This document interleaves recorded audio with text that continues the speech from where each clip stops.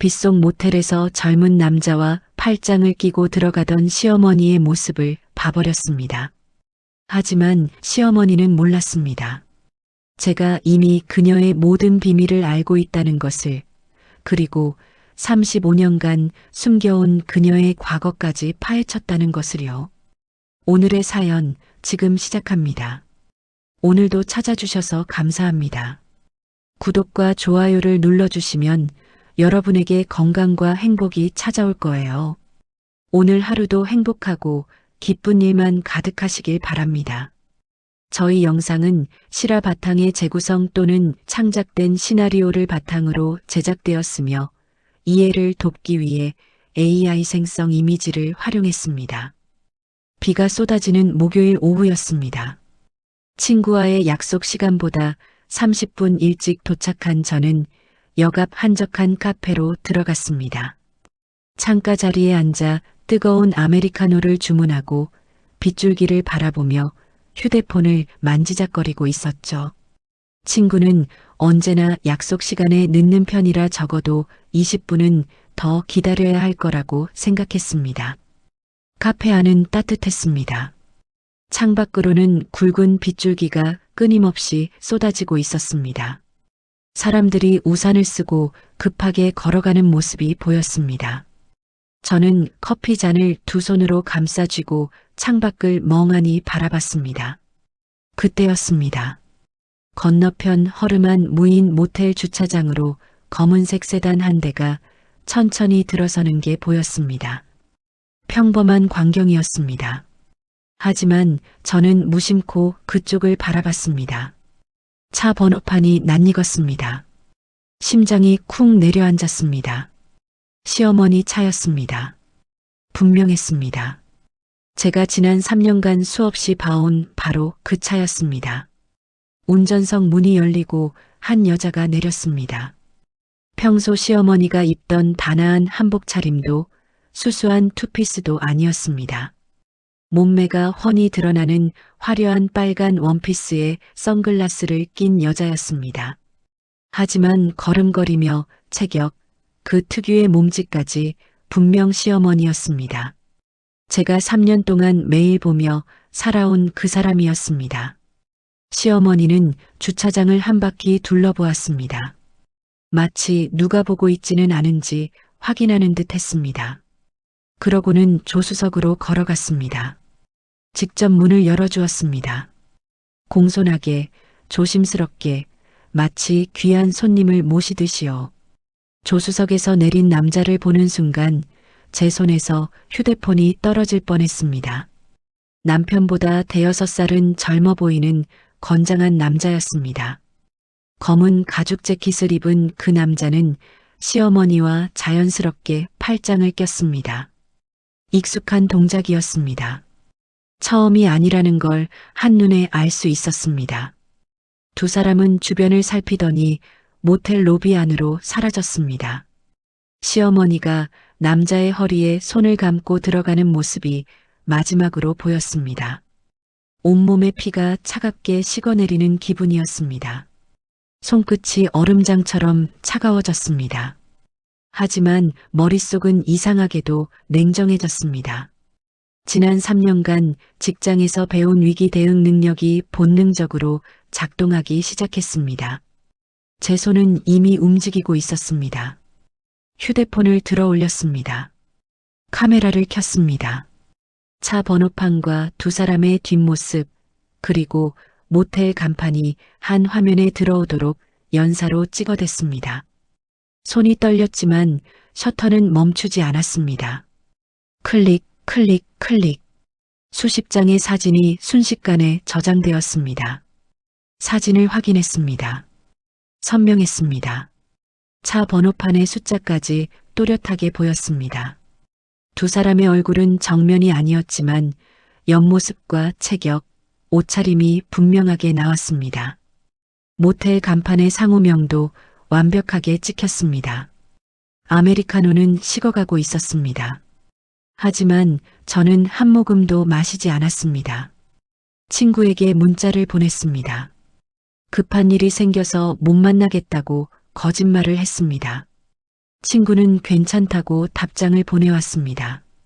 저는 카페를 나와 제 차로 돌아갔습니다. 시동을 켰지만 출발하지 않았습니다. 모텔 입구가 보이는 곳에 차를 세우고 기다렸습니다. 빗소리가 차창을 두드렸습니다. 저는 핸들을 꽉 쥐고 모텔 입구만 응시했습니다. 30분이 지났습니다. 아무 일도 일어나지 않았습니다. 40분이 지났습니다. 여전히 조용했습니다. 1시간이 지났습니다. 모텔 로비 문이 열렸습니다. 시어머니와 그 남자가 다시 나타났습니다. 시어머니의 머리카락이 조금 흐트러져 있었습니다. 남자는 재킷에 단추를 채우며 걸어 나왔습니다. 시어머니는 남자의 팔에 매달려 웃고 있었습니다. 명절 때마다 저에게 여자가 천박하게 어디서 웃음소리를 내냐고 꾸짖던 그 입으로 깔깔대며 웃고 있었습니다. 제가 거실에서 조금만 소리내어 웃어도 눈을 부라리던 바로 그 사람이었습니다. 저는 다시 휴대폰을 들었습니다. 두 사람이 걸어 나오는 모습을 동영상으로 찍었습니다. 시어머니가 남자의 어깨에 머리를 기대는 장면도 놓치지 않았습니다. 두 사람은 근처 식당으로 걸어갔습니다. 저는 차에서 내려 뒤를 밟았습니다. 우산도 쓰지 않았습니다. 비에 젖어도 상관없었습니다. 그저 저 두 사람을 놓칠 수 없다는 생각뿐이었습니다. 식당 창문 너머로 두 사람이 보였습니다. 구석자리에 마주 앉았습니다. 시어머니가 메뉴판을 보며 뭔가 주문하고 있었습니다. 남자가 웃으며 고개를 끄덕였습니다. 음식이 나왔습니다.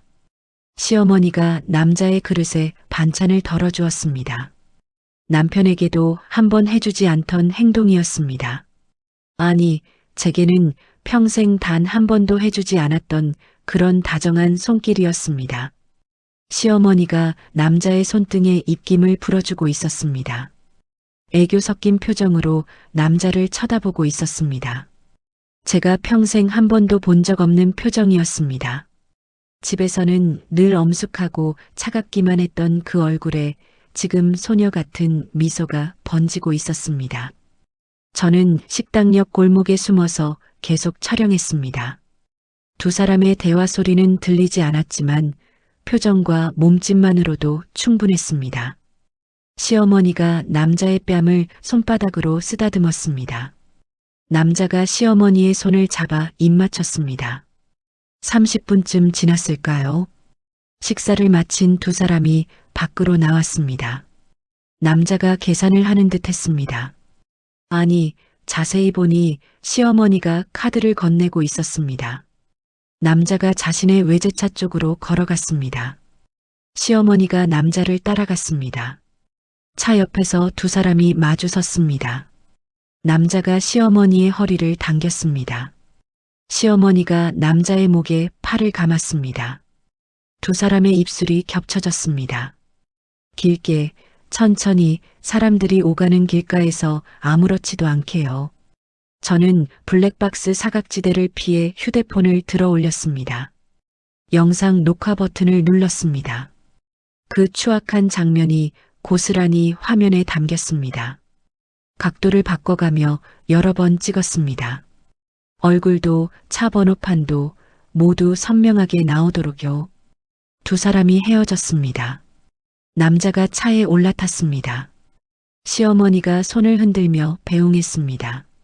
남자의 차가 떠나고 나서야 시어머니는 자기 차로 돌아갔습니다. 저는 그 모습을 끝까지 지켜봤습니다. 시어머니의 차가 주차장을 빠져나가는 것도 확인했습니다. 뒤를 따라가고 싶었지만 참았습니다. 이미 충분한 증거를 확보했습니다. 집으로 돌아가는 길에 남편에게 전화를 걸었습니다. 핸들을 잡은 손이 떨렸지만 목소리는 최대한 평온하게 유지했습니다. 여보, 어머니, 지금 어디 계세요? 남편의 목소리가 차갑게 들려왔습니다. 어머니, 오늘 성당 봉사 가셔서 늦으신단다. 넌 시어머니 동선도 모르냐? 성당 봉사요. 저는 웃음이 나올 뻔했습니다. 그래서 성당 봉사를 하시면 빨간 원피스를 입고 남자와 모텔에 가시는 건가요? 아, 그러시구나. 알았어. 저는 아무렇지 않은 척 대답했습니다. 전화를 끊었습니다. 집에 도착했습니다. 거실 소파에 앉아 오늘 찍은 사진과 영상들을 확인했습니다. 선명했습니다. 모두 증거로 쓸 수 있을 만큼 완벽했습니다. 차 번호판, 모텔 간판, 두 사람의 얼굴, 스킨십 장면까지요. 외장하드를 꺼냈습니다. 컴퓨터에 연결했습니다. 파일을 복사했습니다. 클라우드 계정에도 로그인했습니다. 같은 파일을 업로드했습니다. 3중으로 백업을 마쳤습니다. 혹시라도 파일이 삭제되거나 분실될 가능성에 대비했습니다. 이 증거들만큼은 절대 잃어버릴 수 없었습니다. 제 손에 들린 이 데이터들이 단순한 외도 증거 이상의 무기가 될 거라는 걸 직감했습니다. 3년 동안 시어머니에게 당한 모든 것들이 머릿속을 스쳐 지나갔습니다. 무시당하고 혹사당하고 인격을 짓밟히던 그 모든 순간들이요. 밤 11시가 넘어 현관문이 열렸습니다. 시어머니가 들어왔습니다. 성녀 같은 미소를 지으며 저를 보았습니다. 아까 그 빨간 원피스는 어디 갔는지 깔끔한 베이지색 투피스 차림이었습니다. 나야, 너도 기도를 좀 하고 살아라. 마음이 그렇게 삐뚤어지면 어쩌려고. 시어머니가 방으로 들어갔습니다. 저는 조용히 녹음기를 꺼냈습니다. 앞으로 시어머니가 하는 모든 말을 기록해야겠다고 생각했습니다. 녹음 버튼을 눌렀습니다. 빨간 불이 깜빡이기 시작했습니다. 챕터 2 과거의 업보. 그날 밤 잠이 오지 않았습니다. 남편은 옆에서 코를 골며 자고 있었습니다. 저는 천장을 바라보며 지난 3년을 떠올렸습니다. 결혼식 날부터 오늘까지 시어머니의 지휘 아래 자행된 모든 순간들이 하나씩 되살아났습니다. 결혼 첫날부터 시어머니는 저를 부엌으로 불렀습니다. 신혼여행도 가기 전이었습니다. 시어머니는 제 손을 잡고 주방 구석구석을 가리켰습니다. 우리 집안은 종갓집이야. 제사가 1년에 12번이나 돼 며느리가 정성껏 음식을 준비해야 조사님들이 편히 드시지. 저는 고개를 끄덕였습니다. 그때는 몰랐습니다. 그 말이 제 인생을 지옥으로 만들 주문이 될 줄은요. 첫 제사 날이 왔습니다. 시어머니는 새벽 4시에 저를 깨웠습니다. 아직 해도 뜨지 않은 시간이었습니다. 일어나 장 보러 가야지. 시장에서 시어머니는 모든 재료를 일일이 확인했습니다. 생선의 눈알이 맑은지, 고기의 색깔이 신선한지, 채소에 벌레 먹은 자국은 없는지요. 한 가지라도 마음에 들지 않으면 다시 골랐습니다.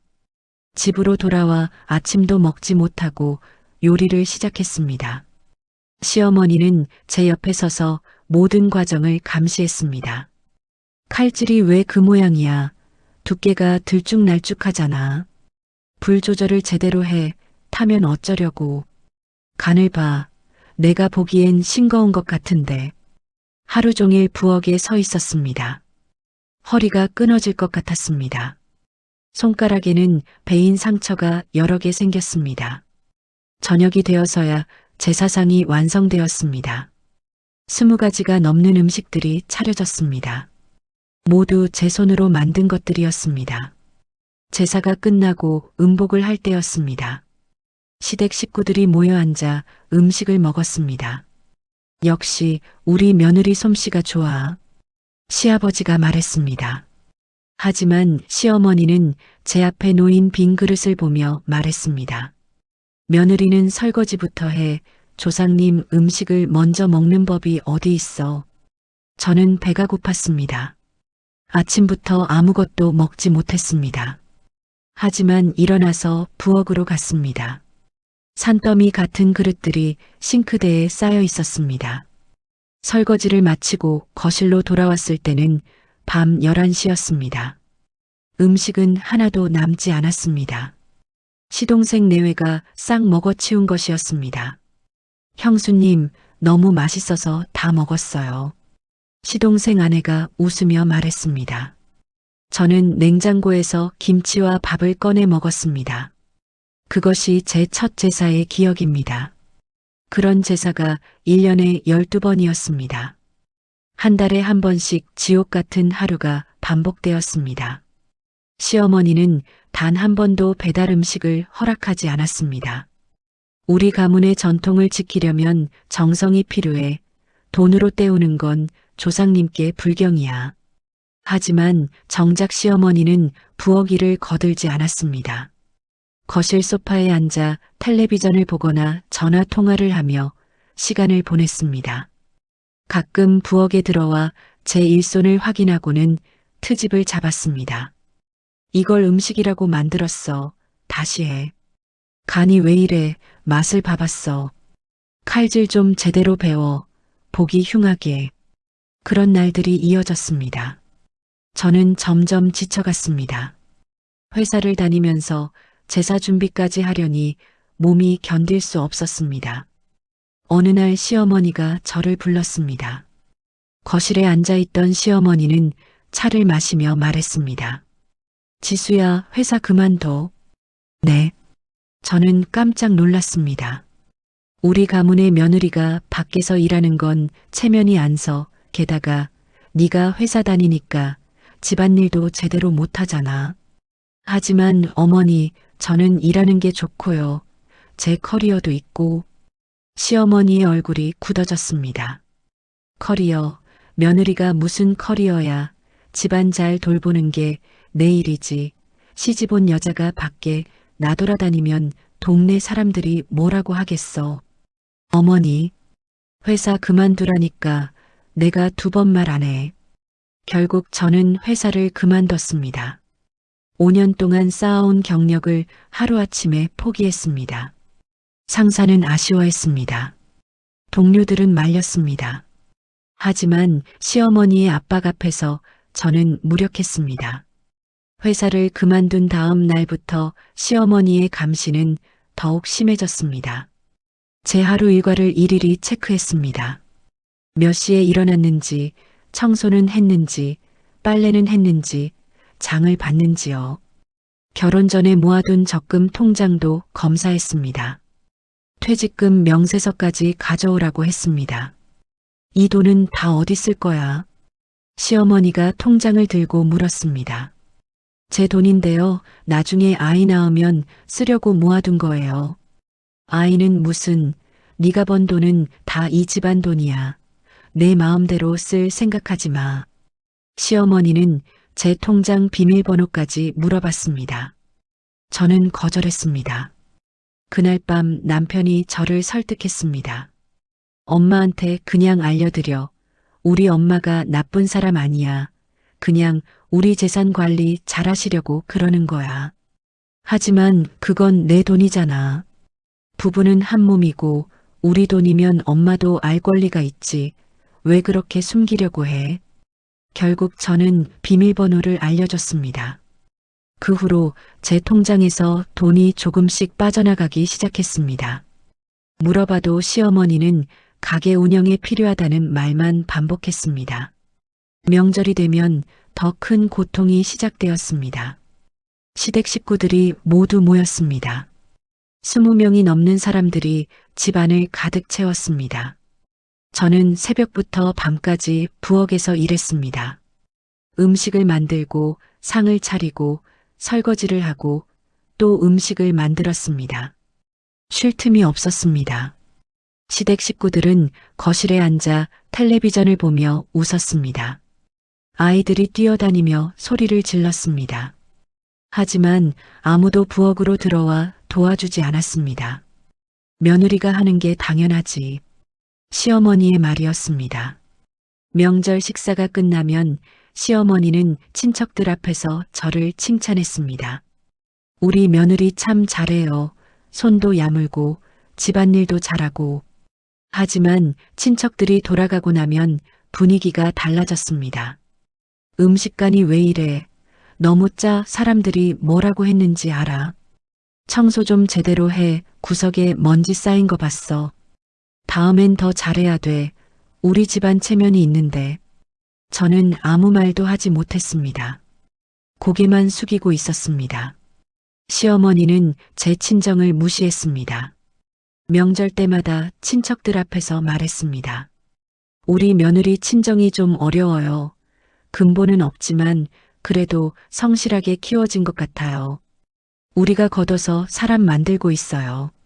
제 얼굴이 화끈거렸습니다. 친척들의 시선이 저를 향했습니다. 동정 어린 눈빛도 있었고 무시하는 듯한 눈빛도 있었습니다. 아버지가 위독하다는 연락을 받은 날이었습니다. 친정 오빠가 전화를 했습니다. 지수야, 아버지가 쓰러지셨어. 빨리 와. 저는 가방을 들고 현관으로 뛰어갔습니다. 하지만 시어머니가 막아섰습니다. 어디 가려고? 아버지가 위독하시대요. 병원에 가야 해요. 오늘 제사날이야. 조상님 음복이 먼저지. 내 아버지는 나중에 가도 돼. 하지만 어머니. 안 돼. 일단 제사 지내고 가. 저는 울먹였습니다. 제발요. 아버지가 정말 위독하시대요. 그러니까 제사 빨리 끝내고 가라니까. 네가 안 도우면 언제 끝나겠어. 결국 저는 부엌으로 들어갔습니다. 손이 떨렸습니다. 눈물이 멈추지 않았습니다. 하지만 음식을 만들어야 했습니다. 제사가 끝나고 병원에 도착했을 때는 너무 늦었습니다. 아버지는 이미 돌아가신 후였습니다. 임종도 지키지 못했습니다. 오빠가 저를 보며 말했습니다. 아버지가 내 이름을 부르셨어. 지수 보고 싶다고. 저는 그 자리에 주저앉았습니다. 가슴이 찢어지는 것 같았습니다. 장례식을 마치고 집으로 돌아왔습니다. 시어머니가 거실에서 텔레비전을 보고 있었습니다. 다녀왔어. 힘들었지. 그 말뿐이었습니다.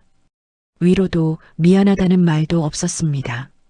다음 날 시어머니가 저를 불렀습니다. 지수야, 너 표정이 왜 그래? 다 내 정성이 부족한 탓이야. 조상님께 잘했으면 내 아버지도 무사했을 거야. 저는 그 말을 듣고 온몸이 얼어붙었습니다. 제 탓이라고요. 제가 제사를 제대로 안 지내서 아버지가 돌아가셨다고요. 남편은 이 모든 상황에서 늘 같은 말만 했습니다. 우리 엄마가 원래 좀 고지식해서 그래. 네가 참아. 시간 지나면 나아질 거야. 하지만 나아지지 않았습니다. 시간이 지날수록 더 심해졌습니다. 남편은 월급의 80%를 시어머니에게 드렸습니다. 관리비 명목이었습니다. 우리는 나머지 20%로 생활해야 했습니다. 엄마가 우리 재산 관리 잘해주시잖아. 나중에 다 우리 거야. 남편의 말이었습니다. 하지만 우리 명의로 된 재산은 하나도 없었습니다. 모든 것이 시어머니 명의였습니다. 그렇게 3년이 흘렀습니다. 저는 점점 지쳐갔습니다. 거울을 보면 늙어가는 제 얼굴이 보였습니다. 32살인데 40처럼 보였습니다. 시어머니는 입버릇처럼 말했습니다. 여자는 정조가 생명이야. 우리 집안은 그런 거 절대 용납 안 해. 가문의 명예를 지켜야 해. 그게 며느리의 의무야. 하지만 오늘 제가 본 것은 무엇이었나요? 그 모든 말들이 거대한 거짓이었습니다. 자신의 추악한 외도를 가리기 위한 연극이었습니다. 저는 남편의 잠든 얼굴을 내려다봤습니다. 이 사람도 공범이었습니다. 엄마의 거짓말을 믿고 저를 억압하고 제 인생을 망친 공범이었습니다. 서재로 갔습니다. 구석에 숨겨둔 서류 뭉치를 꺼냈습니다. 지난 3년간 모아둔 모든 증거들이었습니다. 시어머니가 제 통장에서 빼간 돈의 명세서, 제사비용 영수증, 시댁회사의 재무 자료들이요. 이제는 더 이상 참지 않겠다고 다짐했습니다. 시어머니가 그토록 강조하던 그 명예로 그녀의 목을 조르겠다고 결심했습니다. 챕터 3 폭발 임계점. 목격 후 일주일이 지났습니다. 저는 그 사이 평소와 똑같이 행동했습니다. 아침마다 시어머니께 문안 인사를 드렸습니다. 식사를 준비하고 집안을 청소했습니다. 아무 일도 없었던 것처럼요. 하지만 제 안에서는 거대한 계획이 움직이기 시작했습니다. 흥신소에 연락을 했습니다. 시어머니의 동선을 추적해달라고 의뢰했습니다. 결혼 전 모아둔 제 적금에서 조금씩 돈을 빼서 비용을 지불했습니다. 흥신소 직원은 일주일 만에 보고서를 보내왔습니다. 시어머니는 일주일에 3번 그 남자를 만나고 있었습니다. 만나는 장소도 다양했습니다. 모텔, 호텔, 심지어 남자의 오피스텔까지요. 더 충격적인 것은 따로 있었습니다. 시어머니가 그 남자에게 사준 선물 목록이었습니다. 명품 시계, 고급 양복, 외제차까지요. 금액을 합치면 수억 원이었습니다. 흥신소 직원이 말했습니다. 의뢰인 시어머니께서 시댁회사 공금을 유용하신 정황이 보입니다. 회계 장부를 확인해 보시는 게 좋을 것 같습니다. 저는 고개를 끄덕였습니다. 이미 예상했던 일이었습니다. 시어머니가 어디서 그 많은 돈을 구했을까 궁금했었거든요. 토요일 아침이었습니다. 평소보다 이른 시간에 시어머니가 저를 불렀습니다. 거실로 나가니 테이블 위에 수입차 카탈로그가 펼쳐져 있었습니다. 시어머니는 소파에 앉아 카탈로그를 넘기고 있었습니다. 화장을 진하게 한 얼굴이었습니다. 어디 나갈 준비를 하는 것 같았습니다. 지수야, 앉아. 저는 시어머니 맞은편에 앉았습니다. 적금 통장 있지? 그거 어머니한테 줘. 갑작스러운 말이었습니다. 네. 적금 통장 달라니까. 시어머니의 목소리가 날카로워졌습니다. 왜요? 그건 제 돈인데요. 내 돈이 어디 있어. 이 집안에서 번 돈은 다 집안 돈이야. 하지만 그건 결혼 전에 제가 모은 거예요. 시어머니가 카탈로그를 덮으며 말했습니다. 아버지가 회사 자금 검사를 까다롭게 하기 시작했어. 메꿔야 할 구멍이 좀 생겼거든. 저는 귀를 의심했습니다. 지금 시어머니가 무슨 말을 하는 건가요? 횡령을 했다는 걸 제게 직접 말하고 있는 건가요? 그게 저랑 무슨 상관이에요? 상관 있지. 이 집안 며느리잖아. 집안에 문제가 생기면 네가 도와야지. 시어머니는 태연했습니다. 마치 당연한 일을 요구하는 것처럼요. 그 돈은 나중에 아이 생기면 쓰려고 모아둔 거예요. 못 드려요. 처음으로 거절의 의사를 밝혔습니다. 제 목소리가 떨렸지만 단호했습니다. 시어머니의 얼굴이 일그러졌습니다. 손에 들고 있던 찻잔을 바닥에 내던졌습니다. 우지끈. 찻잔이 산산조각 났습니다. 이게 감히 어디서 말대꾸야. 시어머니가 소리를 질렀습니다. 말대꾸가 아니라 제 의사를 말씀드린 거예요. 내 의사, 며느리가 무슨 의사야. 시어머니가 달라면 드려야지. 그때 남편이 방에서 나왔습니다. 소란을 듣고 달려온 것이었습니다. 무슨 일이야? 남편이 물었습니다. 너희 엄마가 제 적금을 내놓으래요. 제가 대답했습니다. 엄마, 그게 무슨 말씀이세요? 남편이 시어머니를 보며 물었습니다. 회사에 급한 일이 생겼어. 당장 돈이 필요해. 시어머니가 말했습니다. 남편은 상황 파악도 하지 않고 저를 벽 쪽으로 밀쳤습니다. 등이 벽에 부딪혔습니다. 아팠습니다. 엄마가 달라면 드릴 것이지 어디서 감히 토를 달아. 남편의 목소리가 차갑게 떨어졌습니다. 여보, 그건 내 돈이야. 결혼 전에 내가 번. 우리 집안 돈이라니까 엄마 말씀 안 들려. 남편이 제 팔을 잡았습니다. 손목이 아플 정도로 세게 잡았습니다. 시어머니가 바닥에 떨어진 찻잔 파편을 가리켰습니다. 저게 내 미래야. 어머니 말 안 들으면 저렇게 박살 날 거야. 시어머니의 목소리는 저주처럼 들렸습니다. 남편이 제 지갑을 빼앗으려 했습니다. 가방 속으로 손을 넣어 지갑을 꺼냈습니다. 보안카드를 찾고 있었습니다. 하지마. 제가 남편의 손을 뿌리쳤습니다. 그때 현관문이 열렸습니다. 시동생 부부가 들어왔습니다.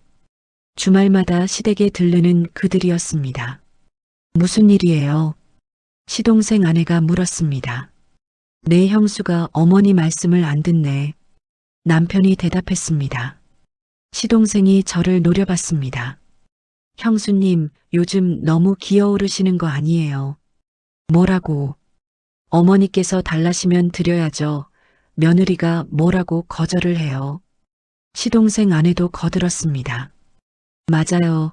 우리도 어머니 부탁하시면 다 들어드리는데 형수님만 왜 그러세요? 네 사람이 저를 둘러쌌습니다. 시어머니, 남편, 시동생, 시동생 아내까지요. 저는 벽에 등을 기댄 채 그들을 바라봤습니다. 시어머니가 서류 한 장을 내밀었습니다. 여기 각서 써. 앞으로 내 재산은 모두 이 집안에 귀속된다고. 그런 거 못 써요. 못 쓴다고. 시어머니의 눈이 위협적으로 빛났습니다. 그럼 이 집에서 나가, 당장. 남편도 거들었습니다. 그래, 엄마 말씀 안 들을 거면 나가. 저는 그들의 얼굴을 하나씩 바라봤습니다. 탐욕으로 일그러진 얼굴들이었습니다. 가족이라는 이름으로 저를 짓밟으려는 사람들이었습니다. 시어머니의 휴대폰이 울렸습니다. 문자 알림이었습니다. 시어머니가 화면을 확인했습니다. 순간 얼굴이 굳어졌습니다. 저는 그 표정을 놓치지 않았습니다. 누구에게서 온 문자일까요? 아마도 그 남자겠죠. 차가 언제 나오냐고 재촉하는 문자일 겁니다. 시어머니가 입술을 깨물었습니다. 초조한 기색이 역력했습니다. 돈이 급한 거였습니다.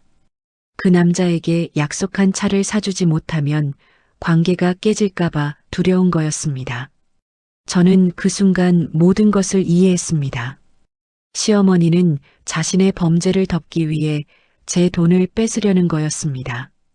그리고 그 돈으로 내연남의 환심을 사려는 거였습니다. 며느리가 평생 모은 돈으로 자신의 욕정을 채우려는 거였습니다. 역겨웠습니다. 구역질이 날 것 같았습니다. 시동생이 제 팔을 잡았습니다.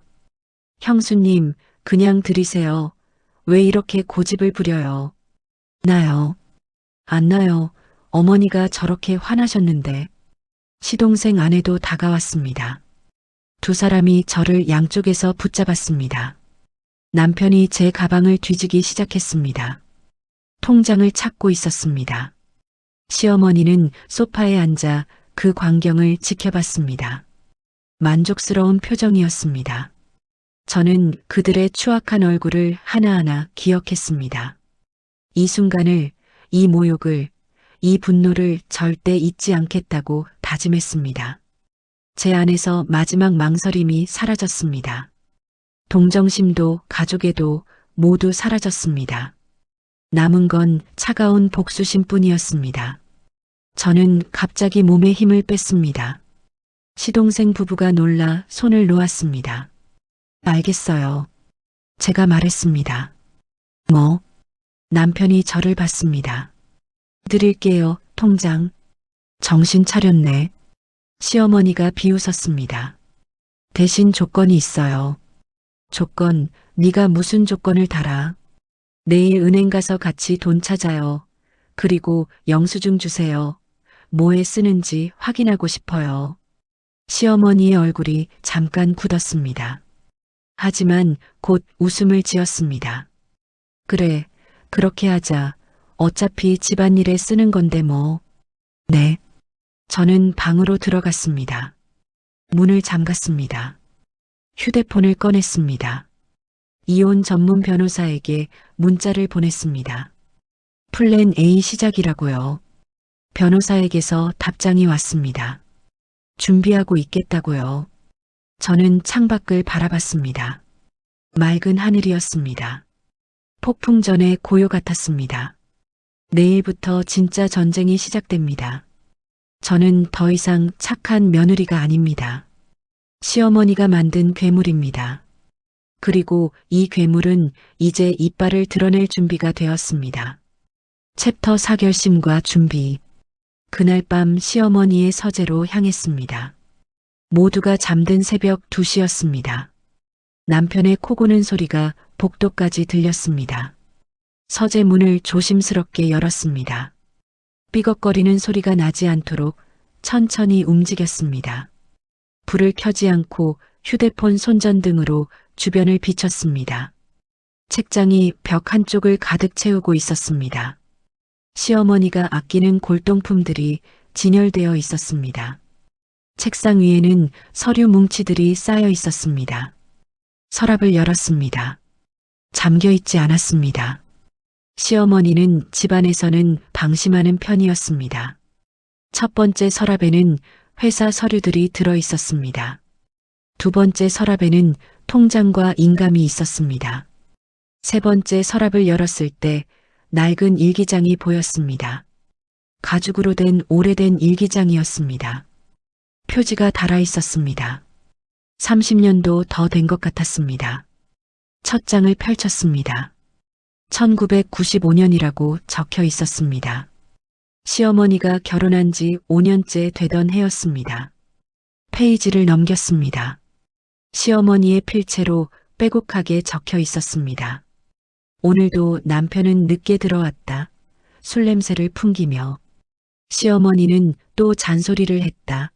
아들을 낳으라고. 나는 지쳤다. 이 집에서 살기가. 평범한 일기였습니다. 하지만 뒷부분으로 갈수록 내용이 달라졌습니다. 오늘 그 사람을 만났다. 성당에서. 이름은 민수라고 했다. 나보다 5살 어리다. 그는 나를 여자로 봐주었다. 남편은 그런 적이 없는데. 손이 떨렸습니다. 계속 읽어 내려갔습니다. 민수와 함께 있으면 숨을 쉴 수 있다. 남편에게서는 느낄 수 없는 떨림이 있다. 이게 사랑일까? 몇 페이지를 더 넘겼습니다. 그리고 결정적인 문장을 발견했습니다. 임신을 했다. 하지만 이 아이가 누구 아이인지 확신할 수 없다. 남편과도 관계했고 민수와도 관계했다. 아이를 낳으면 닮은 사람을 알 수 있겠지. 더 뒤로 넘겼습니다. 아들을 낳았다. 진호라고 이름 지었다. 하지만 이 아이는 남편을 닮지 않았다. 민수를 닮았다. 매일 가슴을 졸인다. 남편이 알아챌까봐. 저는 일기장을 덮었습니다. 온몸에 소름이 돋았습니다. 남편이 시아버지의 친자가 아니라는 뜻이었습니다. 휴대폰으로 일기장의 모든 페이지를 촬영했습니다. 증거를 남겨야 했습니다. 서재를 나와 남편과 시아버지의 DNA를 채취하기로 했습니다. 화장실로 가서 남편의 칫솔을 비닐봉지에 담았습니다. 시아버지 방으로 조심스럽게 들어갔습니다. 시아버지는 코를 골며 자고 있었습니다. 베개에서 머리카락 몇 가닥을 찾았습니다. 역시 비닐봉지에 담았습니다. 다음 날 아침 사설 유전자 검사기관에 들렀습니다. 직원에게 샘플을 건넸습니다. 친자 확인 검사 부탁드려요. 네, 일주일 정도 걸립니다. 급한데 빨리 해주실 수 있나요? 추가 비용 내시면 3일 안에 가능합니다. 그렇게 해주세요. 돈을 지불하고 나왔습니다. 오후에는 변호사 사무실로 갔습니다. 이혼 전문 변호사인 김 변호사가 저를 맞았습니다. 어서 오세요. 안녕하세요. 사무실에 앉았습니다. 김 변호사가 서류들을 펼쳐놓았습니다. 지난번에 보내주신 증거들 확인했습니다. 외도 증거는 충분합니다. 감사합니다. 그런데 더 중요한 게 있을 것 같은데요. 김 변호사가 안경을 고쳐 썼습니다. 시어머니께서 회사 돈을 빼돌렸다고 하셨죠. 네, 그것도 증거가 있어요. 흥신소에서 받은 보고서를 건넸습니다. 김 변호사가 서류를 훑어봤습니다. 이 정도면 횡령 고발이 가능합니다. 게다가 친자 불일치까지 증명되면 어떻게 되나요? 재산 분할에서 유리한 고지를 점할 수 있습니다. 시댁 재산의 상당 부분을 받아낼 수 있어요. 저는 고개를 끄덕였습니다. 준비를 철저히 해야 합니다. 한 번에 끝내야 해요. 김 변호사의 말이었습니다. 알겠습니다. 사무실을 나와 친정 오빠에게 전화했습니다. 오빠 나야. 지수야 무슨 일이야? 도움이 필요해. 오빠를 만나 사정을 설명했습니다. 오빠는 IT 회사에 다니고 있었습니다. 컴퓨터와 관련된 일이라면 뭐든 할 수 있는 사람이었습니다. 시어머니 클라우드를 복구할 수 있어? 제가 물었습니다. 비밀번호만 알면 돼. 비밀번호는 알아. 제 생일이야. 오빠가 웃었습니다. 그 사람 참 어이없네. 오빠가 노트북을 꺼냈습니다. 시어머니의 클라우드 계정에 접속했습니다. 비밀번호를 입력했습니다. 로그인이 되었습니다. 봐봐, 이거. 오빠가 화면을 가리켰습니다. 사진 폴더가 여러 개 있었습니다. 하나를 클릭했습니다. 내연남과 시어머니의 사진들이 나왔습니다. 침대에서 찍은 사진도 있었습니다. 노골적인 사진들이었습니다. 이런 걸 클라우드에 저장하다니. 오빠가 고개를 저었습니다. 다른 폴더도 열었습니다. 시아버지 회사의 기밀 서류들이 있었습니다. 재무제표, 거래처 명단, 계약서까지요. 이거 완전 증거 자료네. 오빠가 말했습니다. 다 복사해줘. 알았어. 오빠가 파일들을 외장하드에 복사했습니다. 며칠 후 내연남을 만나기로 했습니다. 흥신소를 통해 그의 연락처를 알아냈습니다. 커피숍에서 만나자고 했습니다. 내연남은 약속 장소에 나타났습니다. 건장한 체격에 잘생긴 얼굴이었습니다. 하지만 눈빛이 교활했습니다. 누구세요? 내연남이 물었습니다. 박영자 씨 아시죠? 누군데요? 시침이 떼지 마세요. 다 알아요. 저는 휴대폰을 꺼내 사진을 보여줬습니다. 모텔 앞에서 찍은 사진이었습니다. 내연남의 얼굴이 굳었습니다. 뭘 원하시는 거예요? 거래하고 싶어요. 거래요. 당신 다른 여자들한테도 사기쳤죠? 제가 알아봤어요. 내연남이 입술을 깨물었습니다. 박영자의 범죄 증거를 주세요.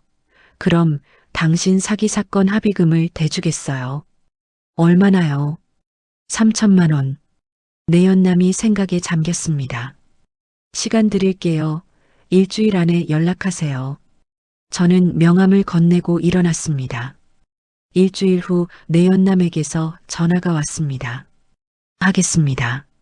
잘 생각하셨어요. 그런데 박영자가 제게 돈을 안 주고 있어요. 차를 사주기로 했는데 계속 미루거든요.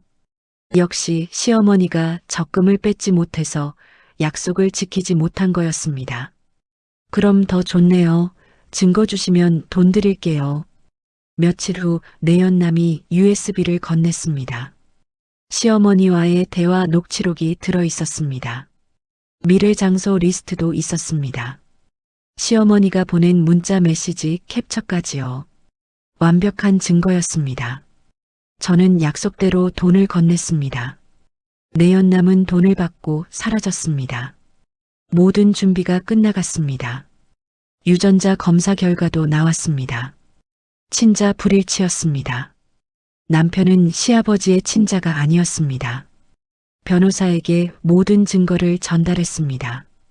이 정도면 완벽합니다. 김 변호사가 말했습니다. 언제 시작할까요? 시아버지 환갑잔치 날이 좋겠습니다. 왜요? 사람들이 많이 모이잖아요. 한 번에 끝내는 거죠.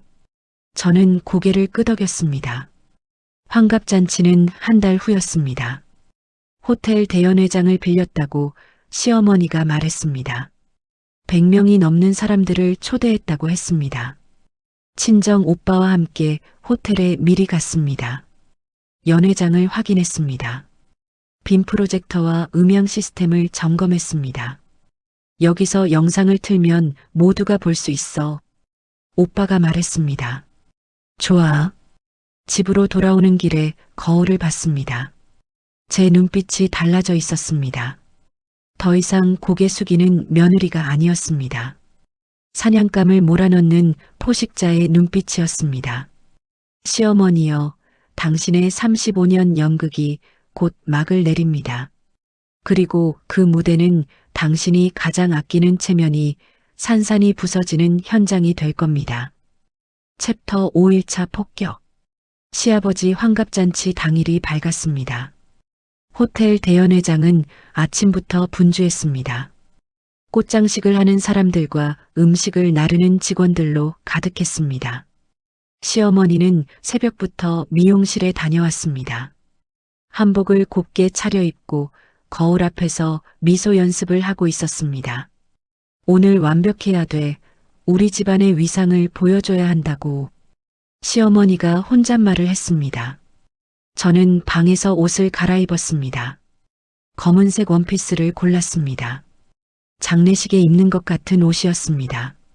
지수야, 뭐 그런 옷을 입어. 시어머니가 제 방으로 들어왔습니다. 오늘은 경사스러운 날인데 밝은 색 입어야지. 이게 편해서요. 에휴, 맘대로 해. 시어머니가 혀를 찼습니다. 오후 2시에 연회장으로 향했습니다. 시댁 가문의 친척들이 하나둘 모여들고 있었습니다. 지역사회 인사들도 보였습니다. 100명이 넘는 사람들이었습니다. 시아버지는 단상 위에 앉아 있었습니다.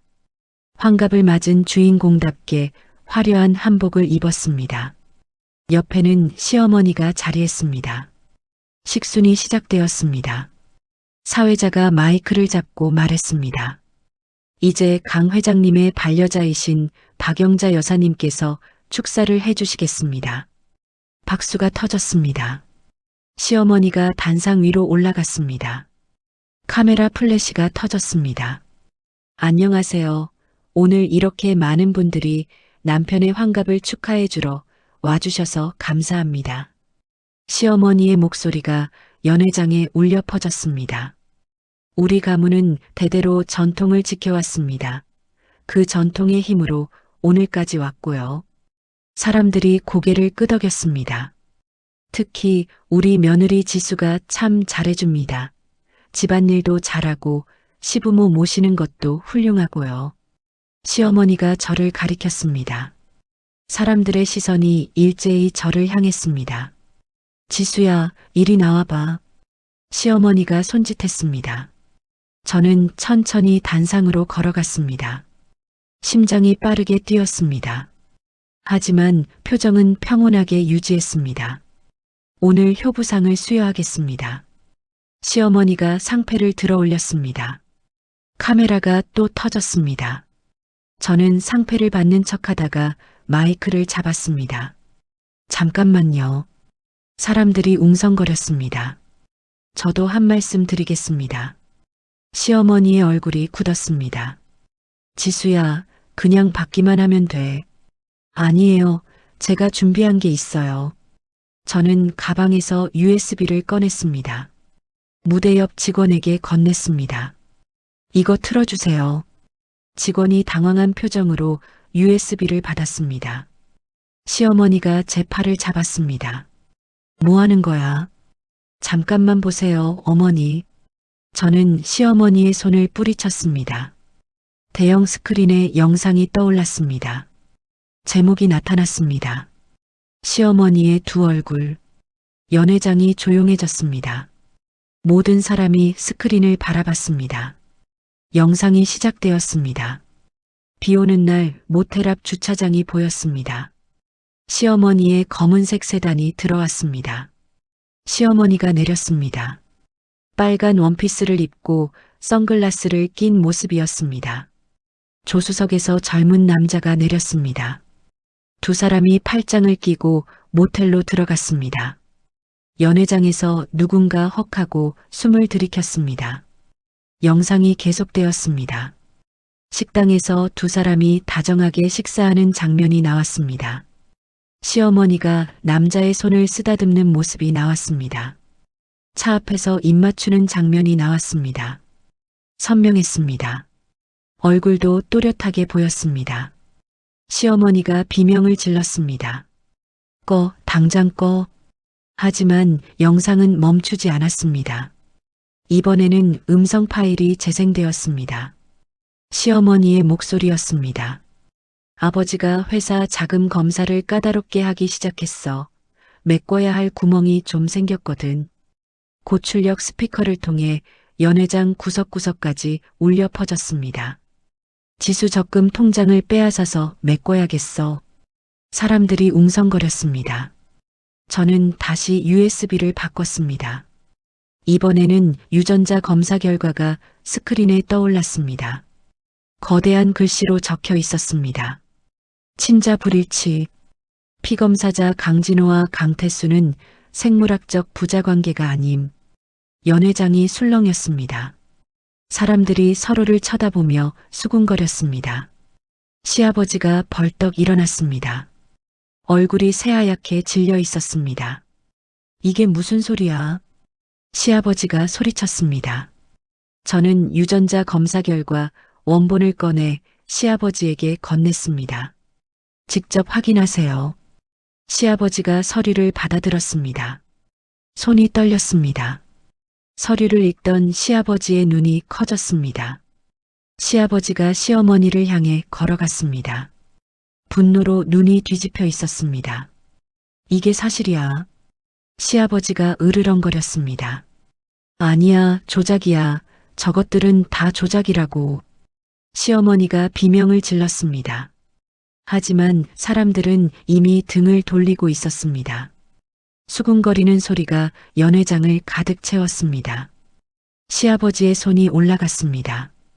짝소리와 함께 시어머니의 뺨을 후려쳤습니다. 시어머니가 바닥에 주저앉았습니다. 뺨을 감싸 쥐고 울기 시작했습니다. 35년 동안 나를 속였어. 35년 동안. 시아버지가 목이 쉰 목소리로 외쳤습니다. 남편이 저에게 달려왔습니다. 제 팔을 붙잡았습니다. 당신 뭐 하는 거야? 미쳤어. 저는 가방에서 서류를 꺼냈습니다. 이혼 소장이었습니다. 남편의 얼굴에 던졌습니다. 이혼해. 서류가 바닥에 흩어졌습니다. 또 다른 서류를 꺼냈습니다. 남편이 시어머니의 외도를 도왔던 카카오톡 대화 내용이었습니다. 엄마, 오늘 아빠 늦게 들어오시니까 밖에서 천천히 놀다 오세요. 알리바이 필요하시면 제가 만들어 드릴게요. 남편의 문자였습니다. 서류를 사람들에게 뿌렸습니다. 친척들이 서류를 집어들고 읽기 시작했습니다. 연회장 입구가 열렸습니다. 경찰들이 들어왔습니다. 미리 연락해둔 사람들이었습니다. 박영자 씨, 업무상 횡령 및 배임 혐의로 동행해야겠습니다. 경찰이 시어머니에게 다가갔습니다. 아니야, 나 안 가. 난 죄 없어. 시어머니가 바닥을 기며 소리쳤습니다. 하지만 경찰은 시어머니의 팔을 잡아 일으켰습니다. 수갑이 채워졌습니다. 찰칵 소리가 연회장에 울렸습니다. 카메라 플래시가 터졌습니다. 사람들이 휴대폰을 꺼내 촬영하기 시작했습니다. 시어머니가 끌려나갔습니다. 비명을 지르며 발버둥 쳤지만 소용없었습니다. 시아버지가 남편을 향해 걸어왔습니다. 주먹을 휘둘렀습니다. 남편이 바닥에 쓰러졌습니다. 너도 내 자식이 아니니까 당장 내 집에서 나가. 오늘 당장. 시아버지의 목소리가 연회장을 울렸습니다. 남편은 바닥에 주저앉아 울기 시작했습니다. 탯줄처럼 붙어있던 권력이 한순간에 사라진 것이었습니다. 시동생 부부도 창백한 얼굴로 서 있었습니다. 자신들도 곧 조사를 받을 거라는 걸 알고 있는 표정이었습니다. 저는 연회장을 나왔습니다. 복도를 걸었습니다. 뒤에서 소란이 계속 들렸습니다. 남편이 뒤쫓아왔습니다. 제 팔을 붙잡았습니다. 당신, 제발 이러지 마. 눈물을 흘리고 있었습니다. 저는 차갑게 그의 손을 뿌리쳤습니다. 내일 법원에서 보자. 짧게 말하고 돌아섰습니다. 엘리베이터를 탔습니다. 문이 닫히는 순간 남편의 절규하는 소리가 들렸습니다. 하지만 저는 뒤돌아보지 않았습니다. 챕터 6빌런의 발악. 환갑잔치 이후 사흘이 지났습니다. 시어머니는 유치장에 갇혀 있었습니다. 구속영장이 청구된 상태였습니다. 하지만 예상치 못한 일이 벌어졌습니다. 시어머니가 갑자기 쓰러졌다는 연락이 왔습니다. 급성 심근경색이라고 했습니다. 구급차가 유치장으로 출동했습니다. 시어머니는 병원으로 이송되었습니다. 의사가 진단서를 끊어줬습니다. 검사는 구속영장 청구를 취하했습니다. 건강상의 이유로요. 시어머니는 병원 침대에 누워 산소호흡기를 달고 있었습니다. 하지만 저는 알고 있었습니다. 시어머니가 연기를 하고 있다는 것을요. 지병을 이용해 구속을 피하려는 것이었습니다. 이틀 후 시어머니는 병원을 탈출했습니다. 간호사가 잠깐 자리를 비운 사이였습니다. 환자복을 입은 채로 병원을 빠져나갔습니다. 경찰이 수소문했지만 행방을 찾을 수 없었습니다. 그날 밤 친정 어머니에게서 전화가 왔습니다. 지수야, 큰일 났다. 어머니의 목소리가 떨렸습니다. 무슨 일이에요? 내 시어머니가 우리 집 앞에 와서 난리야. 저는 급히 친정으로 향했습니다. 도착했을 때 집 앞에는 사람들이 모여 있었습니다. 시어머니가 대자보를 붙이고 있었습니다. 큰 종이에 빨간 글씨로 적혀 있었습니다. 이 집 딸이 시어머니를 무고했습니다. 돈에 미쳐 거짓 증거를 조작했습니다. 천벌을 받을 것입니다. 시어머니는 병원 환자복 위에 점퍼를 걸쳤습니다. 머리는 산발이 되어 있었습니다. 눈은 충혈되어 있었습니다. 나와, 이지수 나와. 시어머니가 소리쳤습니다. 이웃 사람들이 수군거렸습니다. 휴대폰으로 촬영하는 사람도 있었습니다. 저는 시어머니 앞으로 걸어갔습니다. 어머니, 그만하세요. 그만해. 네가 나를 이렇게 만들었잖아. 시어머니가 제 머리채를 움켜쥐었습니다. 저는 비틀거렸습니다. 친정 오빠가 달려와 시어머니를 떼어냈습니다. 뭐 하시는 거예요? 내 며느리야. 내 며느리를 혼내는 건데 네가 왜 끼어들어? 시어머니가 바닥에 주저앉아 울기 시작했습니다. 연기였습니다. 사람들의 동정을 얻기 위한 눈물이었습니다. 저 여자가 나를 범죄자로 만들었어요. 나는 아무 잘못도 안 했어요. 시어머니가 이웃 사람들을 향해 외쳤습니다. 몇몇 사람들이 고개를 끄덕였습니다. 시어머니를 불쌍하게 여기는 표정이었습니다. 저는 휴대폰을 꺼냈습니다. 모텔 영상을 틀었습니다. 시어머니와 내연남이 키스하는 장면이었습니다.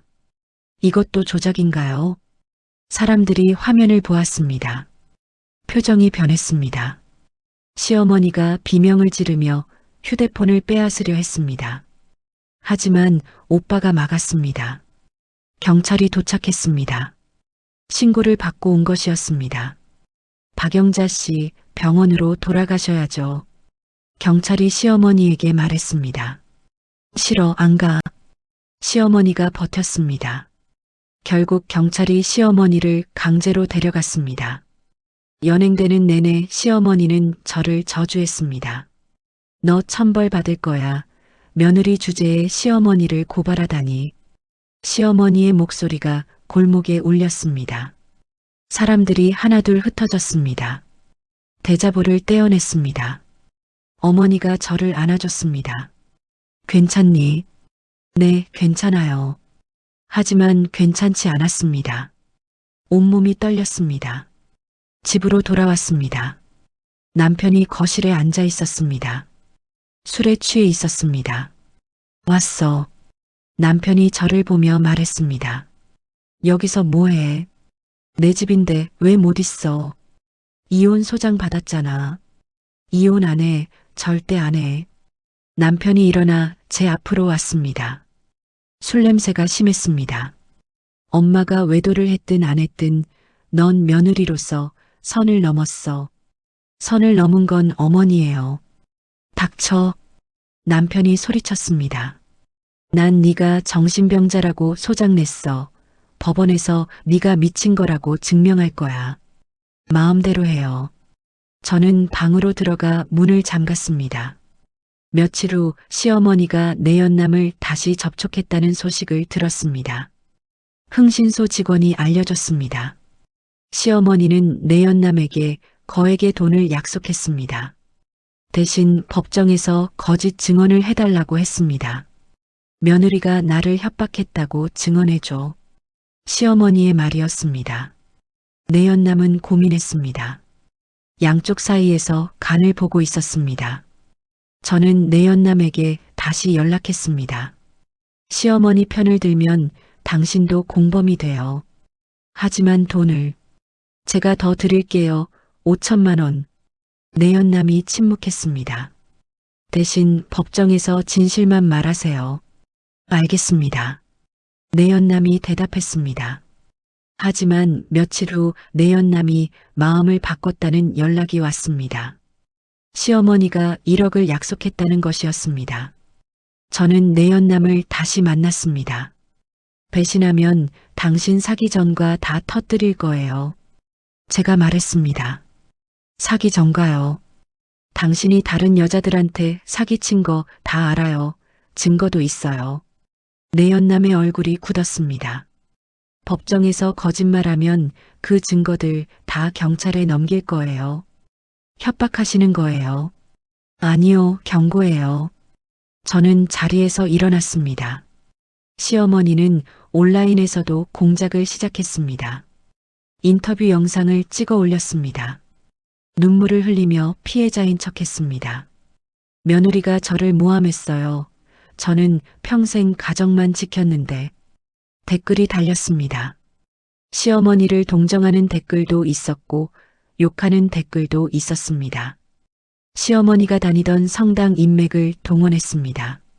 조직적인 댓글 작업이 이어졌습니다. 며느리가 가정을 파괴했다. 요즘 젊은 것들은 버릇이 없다. 시어머니를 고발하다니 폐륜이다. 하지만 저도 가만히 있지 않았습니다. 제가 찍은 영상을 업로드했습니다. 모텔에서 나오는 시어머니의 모습이었습니다. 댓글 분위기가 바뀌었습니다. 저런 사람이 성당을 다녔다고. 위선자다. 며느리가 잘했다. 시어머니는 궁지에 몰렸습니다. 더 이상 온라인 여론도 자기 편이 아니었습니다. 그러자 시어머니는 더욱 극단적으로 변했습니다. 친정 부모님 산소를 찾아갔습니다. 비석을 망치로 내리쳤습니다. 산소지기가 신고했습니다. 저는 CCTV 영상을 확인했습니다. 시어머니가 비석을 파손하는 장면이 선명하게 나왔습니다. 묘비에 페인트를 뿌리기도 했습니다. 저는 영상을 경찰에 제출했습니다. 재물 손괴죄로 추가 고발했습니다. 남편은 재산 분할을 피하려고 아파트를 급매로 내놓았습니다. 하지만 제가 이미 가압류 신청을 해둔 상태였습니다. 시아버지도 상속권 박탈 소송을 걸었습니다. 남편의 모든 계좌가 동결되었습니다. 남편은 완전히 궁지에 몰렸습니다. 돈도 없고 갈 곳도 없었습니다. 어느 날 밤 남편이 제 앞에 나타났습니다. 칼을 들고 있었습니다. 다 내 탓이야, 다. 남편이 칼을 휘둘렀습니다. 저는 미리 대기시켜둔 보안 요원을 불렀습니다. 보안 요원들이 남편을 제압했습니다. 경찰이 도착했습니다. 남편은 현행범으로 체포되었습니다. 시어머니도 마찬가지였습니다. 산소 훼손 현장에서 다시 붙잡혔습니다. 이번에는 도망칠 수 없었습니다. 구속영장이 다시 청구되었습니다. 이번에는 기각되지 않았습니다. 시어머니는 유치장으로 돌아갔습니다. 재판을 기다리는 신세가 되었습니다. 저는 변호사에게 연락했습니다. 이제 마지막 단계예요. 김 변호사가 말했습니다. 최종 공판 날짜가 잡혔습니다. 언제요? 2주 후에요. 저는 고개를 끄덕였습니다. 2주 동안 마지막 증거들을 정리했습니다. 빠진 것이 없는지 확인했습니다. 모든 준비가 끝났습니다. 이제 법정에서 최종 판결만 남았습니다. 창밖을 바라봤습니다. 하늘이 맑았습니다. 폭풍이 지나간 후에 고요함 같았습니다. 하지만 아직 끝나지 않았습니다. 진짜 폭풍은 법정에서 일어날 것입니다. 시어머니여, 당신의 35년 거짓말이 마침내 심판을 받을 것입니다. 그리고 저는 그 현장을 끝까지 지켜볼 것입니다. 챕터 7 최종 참교육. 최종 공판 날이 밝았습니다. 법정은 방청객들로 가득 찼습니다. 시댁 친척들과 언론 기자들이 자리를 채웠습니다. 시어머니가 입장했습니다. 휠체어를 타고 들어왔습니다. 목에는 보호대를 했습니다. 얼굴은 창백했습니다. 연기였습니다. 가련한 피해자처럼 보이려는 마지막 발악이었습니다. 판사가 자리에 앉았습니다. 재판이 시작되었습니다. 검사가 일어나 기소 내용을 낭독했습니다. 피고인 박영자는 지난 3년간 남편 강태수가 운영하는 회사에 공금 10억 원을 횡령했습니다. 방청석에서 웅성거리는 소리가 났습니다. 또한 며느리 이지수를 학대하고 재산을 갈취하려 했으며 남편을 기망하고 불륜을 저질렀습니다. 시어머니는 고개를 숙이고 있었습니다. 증인을 신청합니다. 검사가 말했습니다. 증인석에 내연남 김민수가 앉았습니다. 정장을 단정하게 차려입었습니다. 시어머니가 고개를 들어 내연남을 바라봤습니다. 눈빛에 경고가 담겨 있었습니다. 하지만 내연남은 시선을 피했습니다. 증인, 피고인과의 관계를 말씀해 주시죠. 검사가 물었습니다. 저는 박영자 씨와 2년 전부터 부적절한 관계를 맺어왔습니다. 내연남이 대답했습니다. 방청석이 술렁였습니다. 박영자 씨가 증인에게 무엇을 요구했나요? 저에게 거짓 증언을 해달라고 했습니다. 어떤 내용의 거짓 증언이죠? 며느리인 이지수 씨가 자신을 협박했다고 증언해달라고 했습니다. 시어머니가 벌떡 일어났습니다. 휠체어에서 일어난 것이었습니다. 거짓말, 다 거짓말이야. 시어머니가 비명을 질렀습니다. 판사가 망치를 두드렸습니다. 정숙하십시오. 시어머니는 다시 휠체어에 앉았습니다. 하지만 온몸이 떨리고 있었습니다. 또 무엇을 요구했나요? 검사가 계속 물었습니다. 며느리를 해치라고 했습니다. 구체적으로 어떻게요? 교통사고를 위장해서 다치게 하라고 했습니다. 방청석에서 탄식이 터져 나왔습니다. 그 대가로 무엇을 약속했나요? 1억 원을 주겠다고 했습니다. 내연남이 담담하게 대답했습니다. 시어머니가 책상을 두드렸습니다. 당신이 먼저 돈 달라고 했잖아. 내가 언제 그런 짓을 시켰어. 정숙. 판사의 목소리가 날카로웠습니다. 검사가 서류를 제출했습니다. 이것은 피고인과 증인의 문자 메시지 기록입니다. 서류가 판사에게 전달되었습니다. 판사가 서류를 읽었습니다. 표정이 굳어졌습니다. 피고인이 증인에게 보낸 문자입니다. 며느리를 없애달라는 내용이 명확히 나와 있습니다. 검사가 설명했습니다. 다음 증인으로 회계사가 나왔습니다. 피고인이 횡령한 금액을 정확히 산정했습니다. 회계사가 자료를 제출했습니다. 총 10억 3천만 원입니다. 그 돈은 어디에 사용되었나요? 대부분 김민수 씨에게 사준 선물 비용으로 지출되었습니다. 구체적으로는요. 외제차 구입비 5천만 원, 오피스텔 전세 보증금 3억 원, 명품 시계와 의류 구입비 2억 원 등입니다. 시어머니의 얼굴이 창백해졌습니다. 시아버지가 증인석에 섰습니다. 처음으로 법정의 모습을 드러낸 것이었습니다. 피고인과의 혼인 생활은 어땠습니까? 변호사가 물었습니다.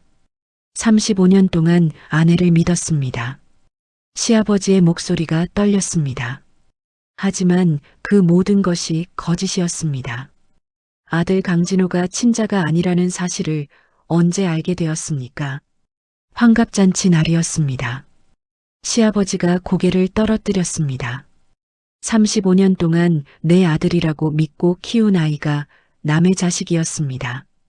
방청석이 조용해졌습니다. 피고인에게 바라는 것이 있습니까? 혼인 무효를 인정해 주십시오. 그리고 손해배상을 청구합니다.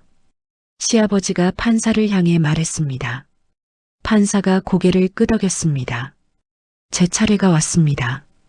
증인석에 앉았습니다. 피고인에게서 어떤 피해를 입었습니까? 검사가 물었습니다. 3년 동안 노예처럼 살았습니다. 저는 차분하게 대답했습니다. 제사를 1년에 12번 혼자 준비했고 아버지 임종도 지키지 못했습니다. 목소리가 떨렸지만 계속했습니다. 직장도 그만두게 했고 제 재산도 빼앗으려 했습니다. 정신적 피해는 어땠습니까? 매일 모욕을 당했습니다. 친정을 무시당했고 인격을 짓밟혔습니다. 시어머니가 저를 노려봤습니다. 하지만 저는 시선을 피하지 않았습니다. 최후 진술 시간이 왔습니다. 시어머니가 일어났습니다. 저는 잘못이 없습니다. 떨리는 목소리로 말했습니다.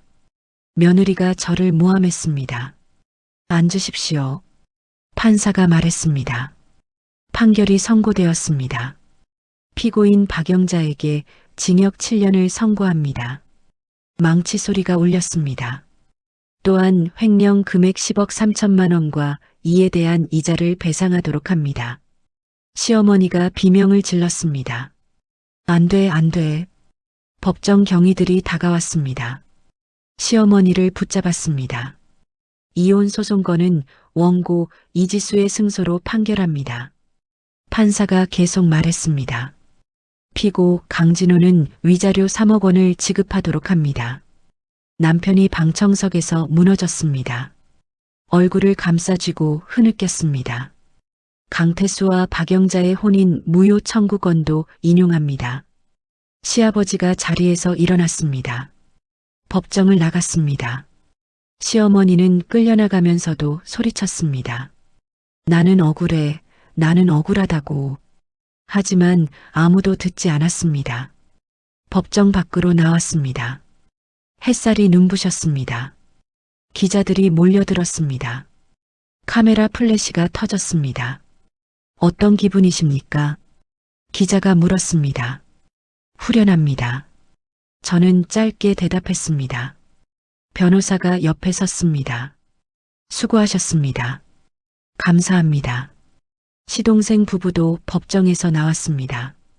두 사람은 서로를 원망하는 표정이었습니다. 시동생 부부에게도 추징금이 부과되었습니다. 시어머니의 횡령을 도운 대가였습니다. 그들이 자랑하던 외제차에는 압류 딱지가 붙었습니다. 명품 가방들도 모두 압류되었습니다. 남편이 비틀거리며 나왔습니다. 저를 보더니 무릎을 꿇었습니다. 제발 용서해줘. 눈물을 흘렸습니다. 저는 그를 내려다봤습니다. 더 이상 아무 감정도 느껴지지 않았습니다. 이제 남이에요. 차갑게 말하고 돌아섰습니다. 차에 올랐습니다. 시동을 걸었습니다. 백미러로 무너진 남편의 모습이 보였습니다. 하지만 뒤돌아보지 않았습니다. 3년간의 지옥이 끝났습니다. 시어머니의 35년 거짓말도 끝났습니다. 이제 제 인생을 되찾을 시간이었습니다. 챕터 8 후기 및 안녕. 모든 소송이 마무리된 3개월 후였습니다. 저는 서울 생활을 완전히 정리했습니다. 경기도 화성의 신도시 아파트로 이사했습니다. 깔끔한 24평 아파트였습니다. 햇살이 잘 들어오는 남향이었습니다. 창밖으로 호수 공원이 보였습니다. 이사 짐을 풀며 새로운 시작을 준비했습니다. 시댁에서 가져온 물건은 하나도 없었습니다. 모두 새 것으로 장만했습니다. 재산 분할로 받은 돈이 있었습니다. 시댁의 부동산 중 일부를 받아냈습니다. 당연한 대가였습니다. 화성에서의 삶은 단조로웠습니다. 하지만 평화로웠습니다. 매일 아침 6시에 일어났습니다. 호수 공원을 산책했습니다.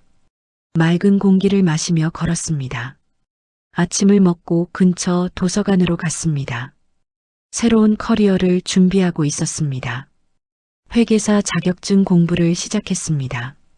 점심은 도서관 근처 식당에서 먹었습니다. 혼자 먹는 밥이 외롭지 않았습니다. 오히려 자유로웠습니다. 오후에는 계속 공부했습니다. 저녁이 되면 집으로 돌아왔습니다. 간단하게 저녁을 만들어 먹었습니다. 시댁에서처럼 20가지 반찬을 만들지 않았습니다. 김치찌개 하나면 충분했습니다. 밤에는 책을 읽거나 드라마를 봤습니다. 아무도 간섭하지 않았습니다. 제 시간을 온전히 제가 사용했습니다. 친정 오빠가 가끔 찾아왔습니다. 잘 지내는 것 같네. 오빠가 말했습니다. 응, 좋아. 엄마가 보고 싶어 하시던데. 주말에 갈게. 오빠와 함께 저녁을 먹었습니다. 호수가 보이는 카페에서 커피를 마셨습니다. 시어머니 소식 들었어. 오빠가 조심스럽게 말했습니다. 뭐래? 교도소에서 적응 못한대. 저는 고개를 끄덕였습니다. 동료 수감자들한테 무시당한데 더러운 할머니라고 놀림받는다던데. 당연한 일이었습니다. 교도소 안에서도 시어머니의 죄목은 알려졌을 것입니다. 독방을 전전하고 있대. 그래. 더 이상 궁금하지 않았습니다. 시어머니의 삶은 이제 제게 아무 의미가 없었습니다. 전 남편은 막노동판 돌아다닌데 술만 마시고. 오빠가 한숨을 쉬었습니다. 자업자득이지. 저는 담담하게 말했습니다. 시동생 부부 이야기도 들었습니다. 이혼했다고 했습니다. 서로에게 빚을 떠넘기며 싸우고 있다고 했습니다. 저는 더 이상 그들의 이야기에 관심이 없었습니다. 남의 나라 일처럼 느껴졌습니다. 소셜 미디어를 열었습니다. 제사 음식 사진 대신 샐러드 사진을 올렸습니다. 호수 공원 산책 사진도 올렸습니다. 댓글이 달렸습니다. 언니 정말 잘하셨어요. 응원합니다. 새로운 시작 축하해요. 많은 사람이 응원해줬습니다. 힘이 되었습니다. 어느 날 카페에 앉아 노트를 펼쳤습니다. 지난 3년의 기록을 정리했습니다. 시어머니의 학대부터 복수까지 모든 과정을 적었습니다. 누군가에게 도움이 되기를 바라며 썼습니다. 마지막 문장을 적었습니다. 참지 마세요. 악마는 우리가 침묵할 때 가장 크게 웃습니다. 노트를 덮었습니다. 온라인 커뮤니티에 글을 올렸습니다. 반응이 뜨거웠습니다. 많은 사람이 공감했습니다. 비슷한 처지의 사람들이 용기를 얻었다고 했습니다. 창밖을 바라봤습니다. 해가 지고 있었습니다. 화성의 노을은 서울보다 아름다웠습니다. 붉은 빛이 하늘을 물들였습니다. 구름 사이로 황금빛이 스며들었습니다. 제 앞날도 저 노을처럼 빛날 거라고 확신했습니다. 더 이상 시어머니도 없었습니다. 남편도 없었습니다. 저를 억압하는 사람은 아무도 없었습니다. 진짜 제 인생이 시작되었습니다. 소파에서 일어났습니다. 운동화를 신었습니다. 저녁 공기를 마시러 나갔습니다. 호수 공원에는 사람들이 산책하고 있었습니다. 강아지를 데리고 나온 사람도 있었습니다. 아이들이 뛰어놀고 있었습니다. 평범한 풍경이었습니다. 하지만 제게는 기적 같은 일상이었습니다. 벤치에 앉았습니다. 호수를 바라봤습니다. 물결이 반짝였습니다. 바람이 불었습니다. 머리카락이 흩날렸습니다. 시원했습니다. 휴대폰이 울렸습니다. 친구에게서 온 문자였습니다. 지수야, 이번 주말에 만날까? 저는 미소를 지으며 답장을 보냈습니다. 좋아, 화성으로 놀러와. 친구 관계도 회복하고 있었습니다. 시댁 눈치 보느라 만나지 못했던 사람들을 다시 만나고 있었습니다. 도서관에서 만난 사람들과도 친해졌습니다. 함께 공부하는 스터디 그룹도 만들었습니다. 새로운 인간관계가 생겼습니다. 억압 없는 관계들이었습니다. 일어나서 다시 걷기 시작했습니다. 호수를 한 바퀴 돌았습니다. 땀이 났습니다. 기분이 좋았습니다. 집으로 돌아왔습니다. 샤워를 하고 편한 옷으로 갈아입었습니다. 냉장고를 열었습니다. 과일을 꺼냈습니다. 천천히 깎아 먹었습니다. 아무도 저를 재촉하지 않았습니다. 빨리 설거지하라고 소리치지 않았습니다. 제 속도로 살 수 있었습니다. 침대에 누웠습니다. 천장을 바라봤습니다. 3년 전 이맘때는 시댁 방에서 잠을 청했습니다. 남편의 코 고는 소리를 들으며 괴로워했습니다. 시어머니의 잔소리를 떠올리며 울었습니다. 하지만 지금은 달랐습니다. 제 방에서 편안하게 잠들 수 있었습니다. 눈을 감았습니다. 내일도 좋은 하루일 거라고 생각했습니다. 시어머니가 바람 피우는 걸 알아버린 그날이 제 인생의 전환점이었습니다. 그날 제가 증거를 남기지 않았다면 어땠을까요? 그날 제가 참았다면 어땠을까요? 아마 지금도 시댁에서 노예처럼 살고 있었겠죠. 하지만 저는 참지 않았습니다. 증거를 모았습니다. 계획을 세웠습니다. 실행했습니다. 그리고 이겼습니다. 이제 저는 자유입니다. 완전한 자유입니다. 화성의 밤은 조용했습니다. 별이 보였습니다. 서울에서는 볼 수 없던 별들이었습니다. 내일은 또 어떤 하루가 펼쳐질까요? 기대되었습니다. 잠이 왔습니다. 편안한 잠이었습니다. 악몽은 더 이상 없었습니다.